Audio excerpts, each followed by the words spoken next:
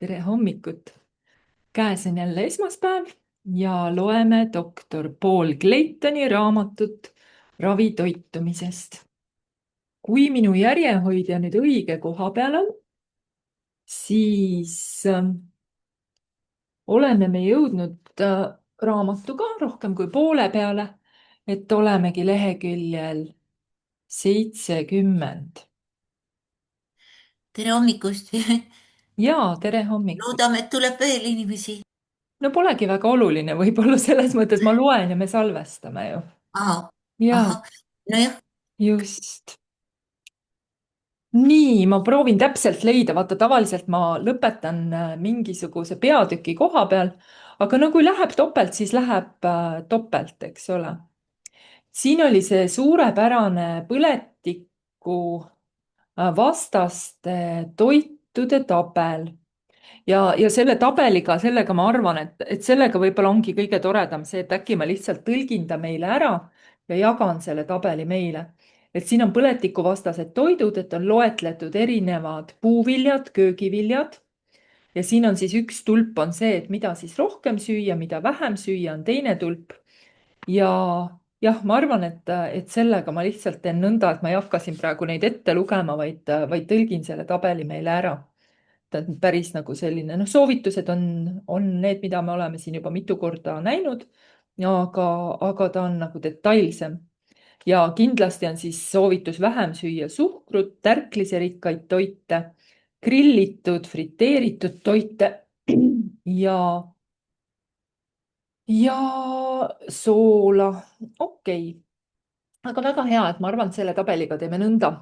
Ja ta ütlebki, et toitumise puhul, kui me soovime süüa nii, et põletik meie kehas väheneks, on põhireeglid sellised, et süüa rohkem puuvilju, köögivilju, juurvilju, jälgida, et süsivesikud oleksid nii-öelda aeglased ja komplekssed süsivesikud, ehk siis eelistada alati täistera, kaunviljasid, vähem tarvitada suhkrut ja soola, vähem kasutada suitsutatud ja marineeritud toite ja jälgida, et toitu valmistada siis madalamal temperatuuril pigem kui liiga kõrgel, ehk siis grillitud ja röstitud toitudele eelistada hautatud ja siis keedetud toitusid, aurutatud toitusid.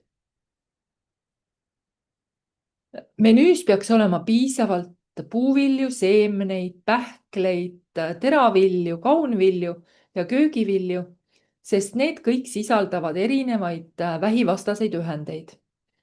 Puuviljad on suurepäraseks allikaks, kust me saame kaitsvaid fütotoitaineid nagu karotenoide, ksantofülle ja polüfenoole, nagu ka mitmeid vitamiine ja mineraale.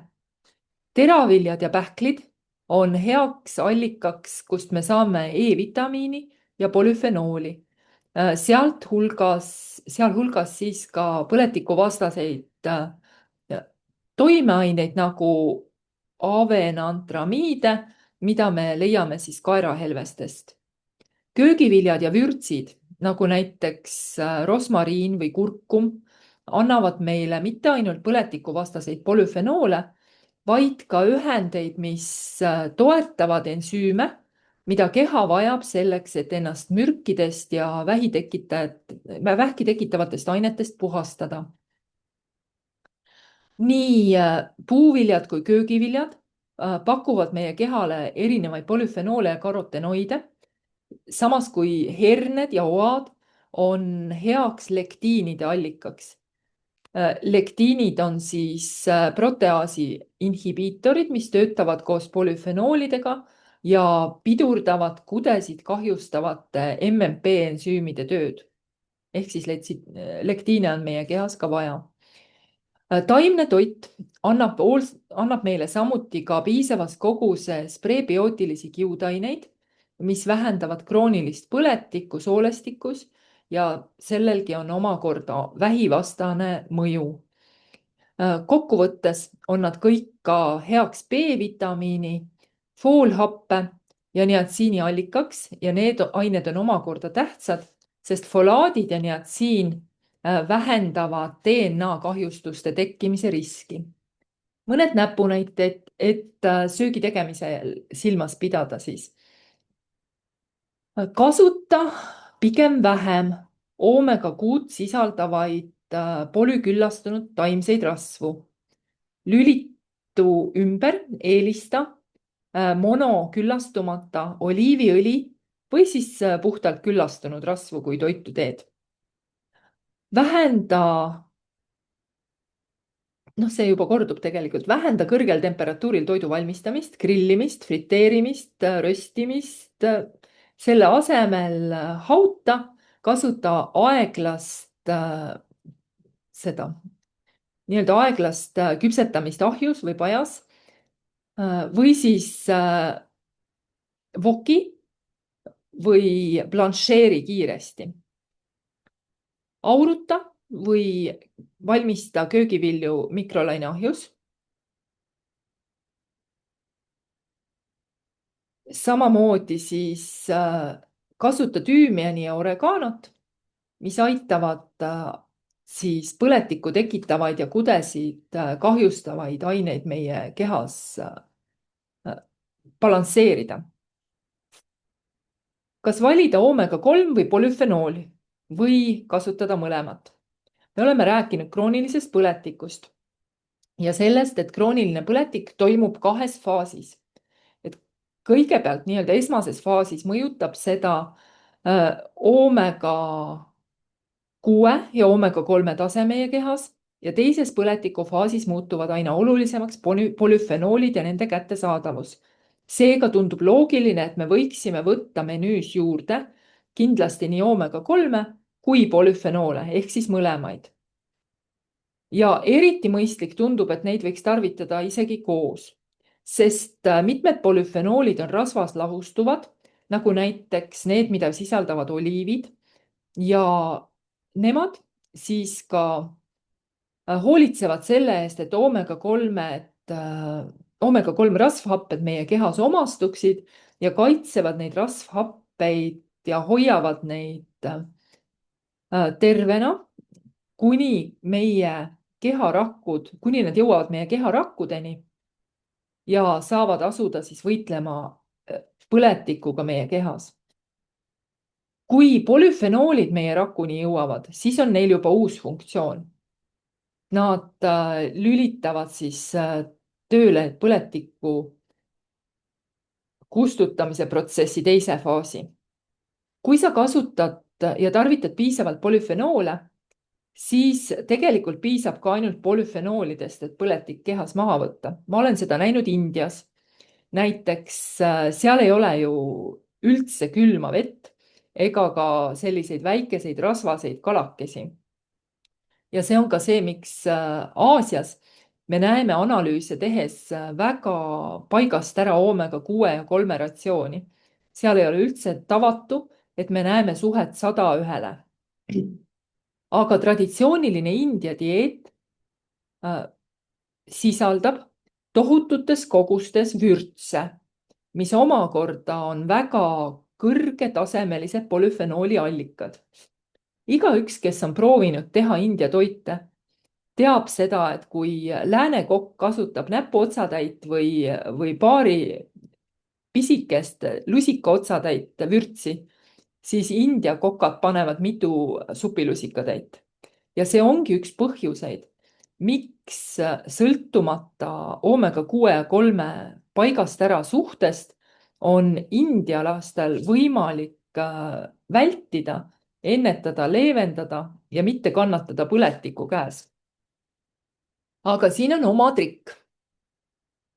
Erinevalt oomega-3-st ei salvestu enamus polüfenoole meie kehas. See tähendab seda, et oma tervise hoidmiseks polüfenoolide abil tuleb polüfenoole tarvitada väga järjepidevalt ja suurtes kogustes. Sest kui sa lõpetad polüfenooli söömise, siis sama kiiresti, nagu nad toidust tulid, sama kiiresti nad ka kaovad sinu kehast. Sellest hetkest, kui Indiasse hakkasid tekkima kiirtoidu frantsiisid ja noored linnapiirkondades jätsid maha traditsioonilise indiapärase toitumise, hakkasid ka Indias palju kiiremini ja palju ulatuslikumalt tekkima ja levima erinevad elustiili haigused, millest me oleme siin raamatus rääkinud. ja aina nooremad inimesed on nendega hädas ja India tervishoiusüsteem on nende haigustega hädas tänaseks. Põhja-Ameerikas ja Euroopas tarvitavad inimesed vähemalt natukene mereande ja saavad natukene oomega-3 sealt kätte. ja oomega-3 on seega meie rakumembraanide osaks ja püsivad meie kehas pikemat aega. See tähendab seda, et meie siin laiuskraadil ei ole nii sõltuvad sagedasest ja suurest polüfenooli annusest ja oleme natuke vähem haavatavad kiirtoidu poolt. aga ei ole kahtlust, et kiirtoit on kahjulik kõigile, ka meile siin. Lihtsalt ta mõjub natuke aeglasemalt kui Indias. Põletikuvastane samm number 2. Kasuta põletikuvastast toidulisandit.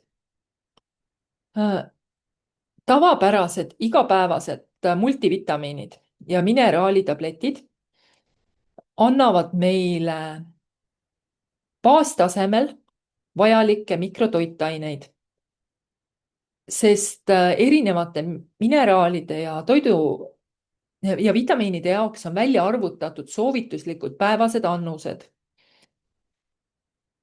Aga vitamiinide ja mineraalide puhul, ehkki nad on vajalikud ja kasulikud, teame me seda, et nad teevad väga vähe või enam-vähem üldse mitte midagi selleks, et kroonilist põletikku meie kehas vähendada.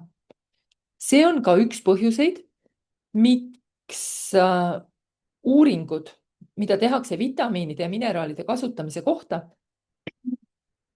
on toonud tulemusi, kus on näha, et vitamiinide ja mineraalide kasutamine ei muuda mitte midagi vanusega tekkivate haiguste väljakujunemise ja esinemissageduse juures. Teine põhjus on see, et on väga palju olulisi ja mõnikord vältimatult vajalikke mikrotoitaineid, mis meie keha vajab, et olla terve, aga neid ei ole veel lõpuni uuritud ja nende kohta meil ei ole teada olevaid soovituslikke igapäevaseid annuseid. Näiteks me teame, et me vajame karotenoide ja sealhulgas mitte lihtsalt beta-karoteeni. Me vajame ksantofülle, polüfenoole, metüülgrupi algallikaid ja vähemalt 4 erinevat tüüpi kiudaineid. Ja see nimekiri ei ole lõplik, vaid aina täieneb ja täieneb ja täieneb. Nii-öelda vanakooli toitumisteadlased, toitumisnõustajad ja vähem teadlikud arstid rõhutavad ikka veel seda mõtet, et sa saad kõik vajalikud toitained kätte, kui sa sööd tasakaalustatult. Ja ma olen nõus sellega, et see oli varasemalt tõesti tõsi. Aga tänapäeval see soovitus ei ole enam täpne ja ei aita kedagi. Sa võid saada kätte kõik, mida sa vajad, tähelepanelikult ja põhjalikult tasakaalustatud toidust, juhul kui sa tarvitad päevas vähemalt 3500 kalorit või rohkem ja sinu menüü sisaldab rikkalikult puuvilju, köögivilju, pärme, kanamaksa ja rasvast kala. Aga tänapäevases maailmas, mis on täis töödeldud ja ülitöödeldud toite, ei ole see realistlik toitumiskava. See ei ole see, mida enamus inimesi söövad. Veelgi enam, väga vähesed meist tarvitavad 3500 kalorit päevas, sest tänapäeval meie elustiil vajab vähe energiat ja kui me kasutaksime nii kaloririkast toitumisskeemi, siis oleksime õige ruttu ülekaalus ja rasvunud. Meie istuva eluviisi puhul, kus meie energiavajadus on madal ja me teame, et 2000 kuni maksimum 2500 kalorit päevas on normaalne toiduenergia, ei ole enam võimalik saada kõike, mida meie keha pikaajalise tervise hoidmiseks vajab, kätte, isegi siis, kui me väga hästi oma dieeti tasakaalustame. See mõte üldse, tasakaalustatud dieet, on väga hea, sest üldiselt aitab ta väga tugevat toitaine puudulikkust ennetada ja vältida. Aga mida ta ei tee? Ta ei aita meil ennetada ja ära hoida mikrotoitainete ja fütotoitainete otsasaamist kehast. Seega ta ei saa meid kaitsta ka kroonilise põletiku ega elustiili haiguste eest. Lihtne tõsiasi on see, et kui me sööme liiga palju toite, mis on madala toitaine tihedusega,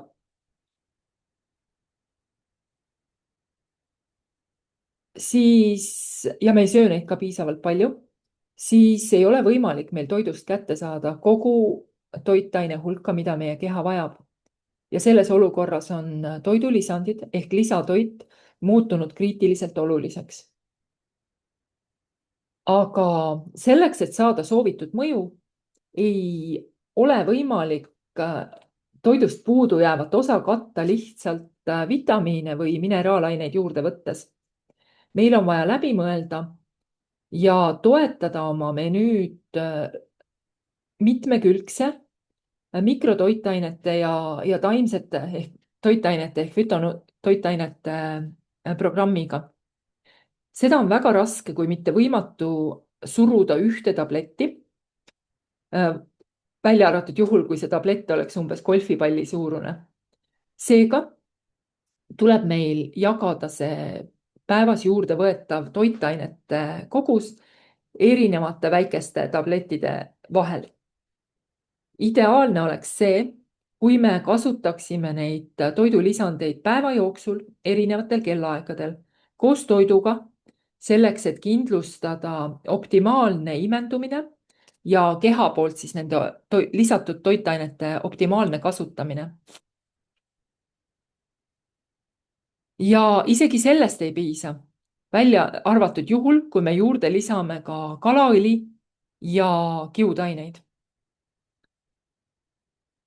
Efektiivne ja õige kogus kiudaineid ja kalaõli ei ole võimalik mahutada kapslisse või ühte tabletti.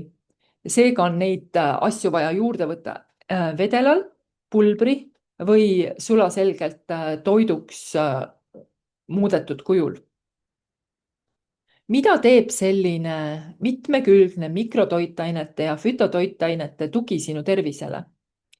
Seda küsimust on raske üheselt vastata, aga minu enda uuringud ja see, kui ma uurisin ka Victoria ajastu inimeste tervist, siis heal tasemel toitainete kättesaadavus kehale oli seotud sellega, et umbes 90% vähem esines elustiili haigusi. See oli seotud ka sellega, et peaaegu täielikult puudusid immunoloogilised probleemid. Skeptikud toovad kindlasti siinkohal esile selle mõtte, et Victoria ajastu inimeste puhul ei mõjutanud nende tervist mitte ainult toit. Ja loomulikult ma olen sellega nõus.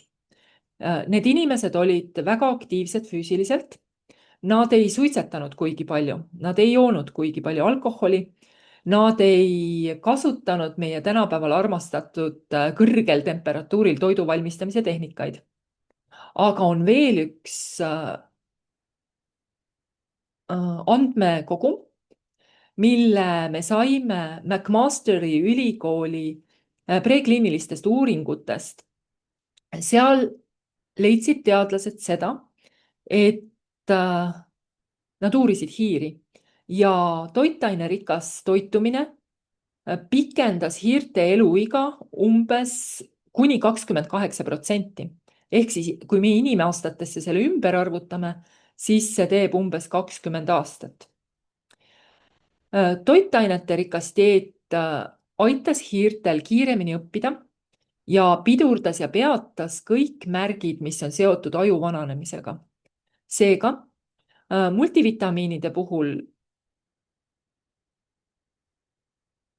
mis on okei, kui te neid tarvitate, on siiski lisaks tarvis silmas pidada ühte-teist veel. mina lisaksin punkt 1. Baastasemel erinevaid fütotoitaineid, sealhulgas peaks olema lükopeen, alfa- ja beeta-karoteen, luteiin, erinevad 8 vitamiini E vormi ja nii vesi kui rasvlahustuvad polüfenoolid. Lisaks paneksin juurde kaasasündinud immuunfunktsiooni toetuse. See on oluline selleks, et kui me põletikku kehas maha surume, siis teoreetiliselt on võimalik, et sellega me kahjustame oma kaasasündinud immuunfunktsiooni, seega immuunfunktsiooni toetamine on tähtis. Kaasasündinud immuunsüsteem on palju olulisem meie tervise jaoks kui elu jooksul välja kujunenud immuunsüsteem. Ja kaasasündinud immuunsüsteemi saame me jagada või saame me vaadelda nii-öelda kahes tüübis või kahes klassis, et see on raku tasandil ja hormonaalsel tasandil. Elutähtsad ja vajalikud toitained selleks, et toetada immuunsüsteemi toimimist, on 1,3 ja 1,6 beetaglükaanid, mida me saame pagaripärmist, ja tsüanogeenid nagu brokoli või õunaseemne ekstrakt, mis toetavad tegelikult mõlemat, nii raku tasandil kui hormonaalsel tasandil toimuvat kaasasündinud immuunsüsteemi. Rohkem infot selle kohta ja paljude teiste keha toimimiseks vajalike toiduainete kohta saate te järgmises peatükis ja loomulikult saate te ise ka teha otsingut rahvusvahelises teadlaste andmebaasis PubMed. Nii, põletikuvastane samm 3. Liiguta ennast natuke rohkem, palun. On leitud, et mõõdukas liikumine parandab tervist. Osaliselt on see nii, kuna liikumisel on põletikuvastane mõju. Standardsoovitus on vähemalt 30 minutit treenida 5 päeva nädalas ja teha seda nõnda, et natuke tõuseb südamelöögi sagedus. Inimesed, kes umbes nõnda treenivad, üle ei pinguta, aga natuke tõstavad oma südamelöögi sagedust, hoiavad ennast paremas seisus. On leitud, et neil on nende hulgas esineb vähem südamehaigusi, vähki, diabeeti ja dementsust. Igal juhul on ka võimalik see, et sa trenniga pingutad üle, aga seda ei maksa teha. Liiga intensiivne treening võib käivitada põletiku reaktsiooni sinu kehas ja ülemäärase vabade radikaalide vabanemise. Seega sellisel hetkel tuleks siis kindlasti võtta põletikuvastaseid toidulisandeid, et liigse treeningu negatiivset mõju vähendada. Põletikuvastane samm 4. Kaota kaalu, kui on vaja. Juhul, kui oled ülekaalus, on väga mõistlik soovitus saledamaks saada. Seda samm-sammult ja jätkusuutlikult.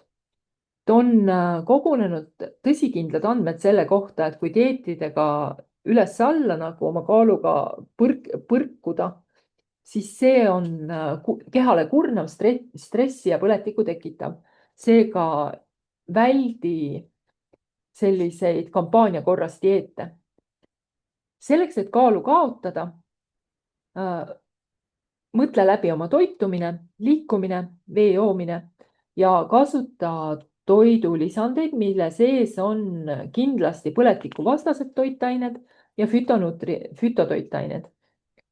Kuna tavaliselt kaloreid piirates kipuvad ka toitaine kogused, mida me toidust saame, vähenema. Seega jälgi, et su keha saaks kalorihulga vähendamisest hoolimata kätte kõik vajalikud toitained.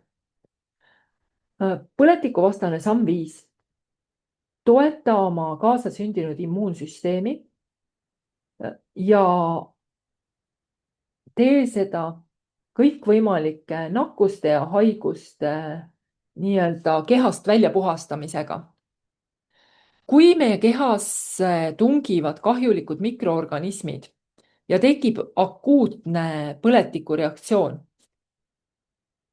ja kui see põletikureaktsioon ei ole piisav selleks, et kahju tekitajat hävitada, siis võib juhtuda, et kehasse jäävad püsima ja vaikselt tegutsema need kahjustavad mikroorganismid, mis tähendab seda, et keha lülitub akuutse põletikureaktsiooni pealt üle kroonilisele põletikumustrile, mis tähendab omakorda seda, et kasvab risk koekahjustuste tekkeks ja erinevate elustiilihaiguste väljakujunemiseks. See on ka põhjus, miks näiteks halb suuhügieen ja igemepõletik on seotud südamehaigustega. Seega on väga oluline kindlustada, et meie akuutne immuunreaktsioon oleks piisavalt tugev ja puhastaks kehast välja kõik nakkused. Kõige efektiivsem ja loomulikum viis oma immuunsust toetada on võtta lisaks 1,3–1,6 beetaglükaane. Need on polüsahariidid, mida me saame pagaripärmist. Ja nende puhul me teame, et nad on tõestatud efektiivsusega, et toetada meie esmast immuunreaktsiooni, meie keha nii-öelda kaitsel bakterite ja viiruste vastu. 1,3 ja 1,6 beetaglükaanid, ärge ajage neid sassi 1,3, 1,4 beetaglükaanidega, mida me lihtsalt kaeras ja teistest teraviljadest leiame. Neid beetaglükaane on ühesõnaga testitud loomkatsetes erinevate väga-väga laiahardeliste patogeenide vastu.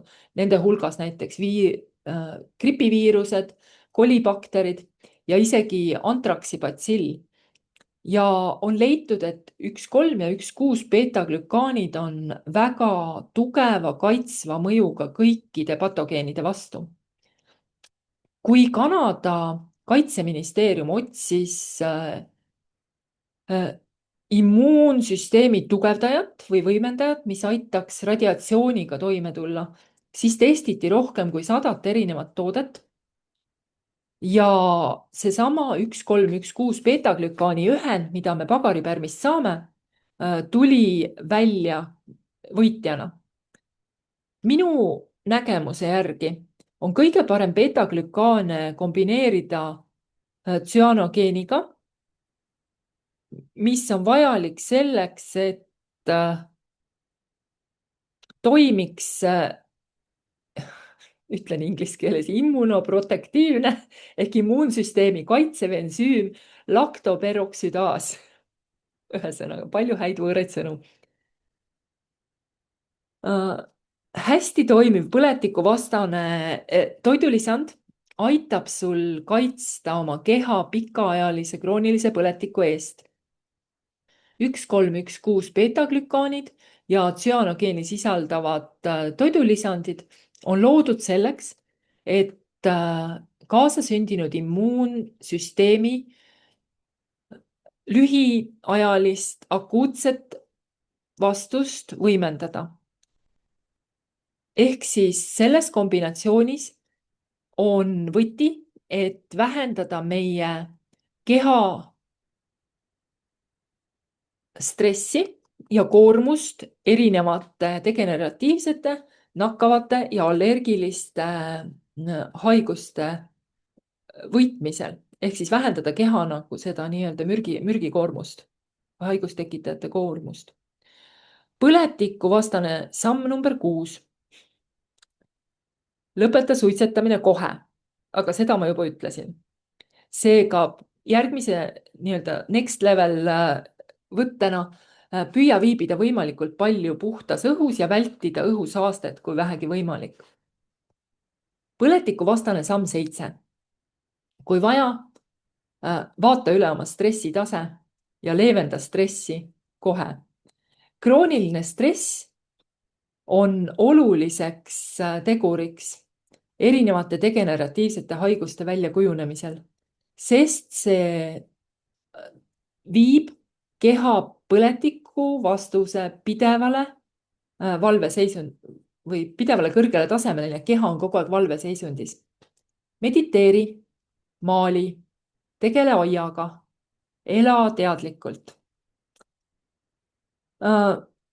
Kui sa tahad kiiresti stressi leevendada, proovi safranit. Safrani standardiseeritud ekstrakt on erinevates teadusuuringutes tõendatult vähendanud ärevust, aidanud hoida inimesi paremas meeleolus, leevendanud depressiooni, parandanud und ja vähendanud üldist stressitaset.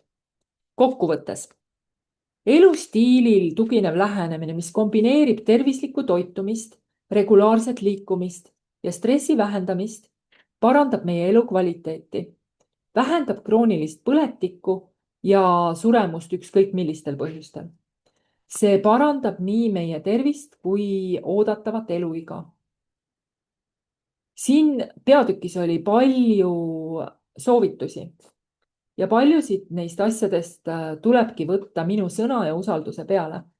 See raamatuke püüab anda sulle arusaadava ja töötava kokkuvõtte teadaolevatest uuringutulemustest ja praktilistest soovitustest selleks, et sa saaksid oma tervist parandada. On päris suur infohulk, mida katta. Seega, ehkki see raamat on ülevaatlik, on ta ka üsna pinnapealne. Kõik teie, kes te tahate rohkemat kui lihtsalt sissejuhatust sellesse teemasse ja teid huvitavad detailid ja uuringud, siis üks raamat, Out of the Fire ehk siis tulest välja, annab põhjalikuma info ja samuti siis ka nimekirja kõikidest viidetest ja teadusuuringutest, mille põhjal see raamat on kirjutatud. Vau, saigi läbi, ehk siis täiesti ootamatult. Siin lõpus on lihtsalt, neid lehekülgi oli nii palju, aga siin lõpus nagu näha ongi viited uuringutele ja siis on ka mõned nii-öelda sõnaseletused. Seega, aitäh kõigile kuulamast. jah, Ja nüüd on meil tegelikult arutelu hetk, aga järgmine mõistatus on see, et mis raamatut siis järgmiseks lugema hakata. Et selles osas ka kindlasti ootan kõikide ettepanekuid, ise võtan ka natuke uurida, sest ma arvan, et me võiksime jätkata, aga lihtsalt küsimus on selle toreda raamatu leidmises. See võib ka tegelikult eestikeelne olla. Vahet ju pole, kas ta on eesti või inglise keeles, et tähtis on see, et see oleks põnev ja annaks meile uusi teadmisi. Seega, kui sul on mõnda raamatut mulle soovitada, et siis algava nädala jooksul kuni reedeni ootan soovitusi ja siis teeme sellise väikese võib-olla ühise valiku, et mida järgmiseks lugema hakata. Ma lõpetan praegu salvestamise, siis me saame ka juttu ajada natukene. Veel kord aitäh kõigile, kes selle raamatu kaasa lugesid. Ja kui te tahate rohkem teada polüfenoolide, oomegate, beta-glükaanide kohta, et siis küsi mu käest. Ma tegelikult oskan ka väga häid tooteid soovitada selle kohta. aga täname meie ka.